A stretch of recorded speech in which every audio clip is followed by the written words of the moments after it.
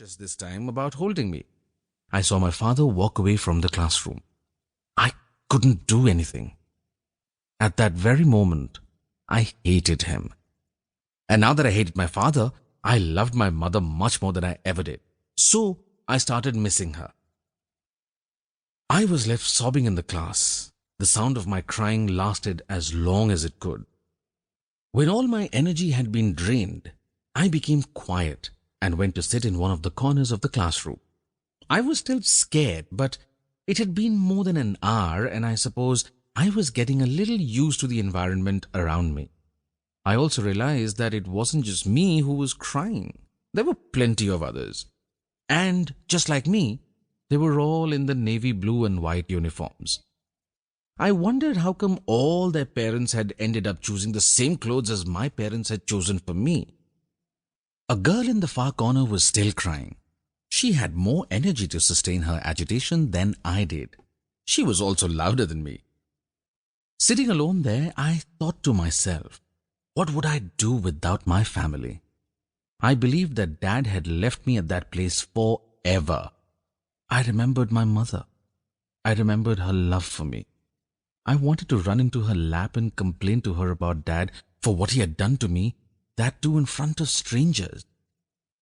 But I didn't even know the way to my home. I wondered if Mom was missing me. Thinking of her, my eyes became moist again, not that they had dried out completely. But this time, I cried quietly. I was much too exhausted to shout anymore. Suddenly, one of the two teachers approached me. She raised my chin with her hand and asked, "Kya hua, Ravinder? Kyun ro rahe ho?" "What happened, Ravinder? Why are you crying?" Through a choked nose, I said, मुझे mummy के पास जाना है. I wanted to go to my mommy and continued to cry. The teacher wiped my wet, dirty face with the handkerchief that my mother had pinned onto my shirt. She sighed and smiled. Then she promised me that she would take me to my mother. I looked into her eyes. She appeared to be telling the truth, or maybe I didn't have any other choice but to believe her. "Sachi? Really?" I asked, and so many hopes started swimming in my eyes. "हाँ, लेकिन तुम्हें मेरी बात माननी पड़ेगी." "Yes, but for that you will have to listen to what I say," she offered. And soon I was game for all that she wanted me to do. I sat where she asked me to sit. I played the games she wanted me to play with the other kids in the class. There were lots of toys and balloons around me and lots of kids playing with them. In a short while, I had made new friends. I still didn't know their names, but I was happy. Each one of us, for whom that day marked the first day of school life, had his or her own level of insecurity about each other.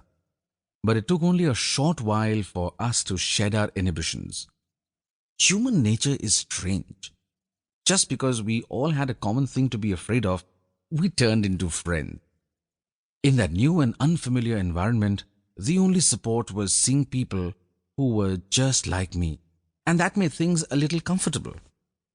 In my mind then, I was happy to think that at the end of all this, I would meet my mother and all would be fine. I would tell her about the cruelty of my father and she would never let me go again. 2 years passed by in understanding what a school was all about. By the time I got into class 1, I had finally accepted that there was no escaping school. I had a fair idea of what my life was going to look like for the next 12 years or even more if I failed midway. My friends from the class too didn't have any idea about what else to do with their lives. So they accepted what their parents asked them to do. I thought it was safe to follow everyone, and so I accepted going to school. But now that I had accepted going to school, my parents upgraded their level of expectations. "Study well. You have to come first."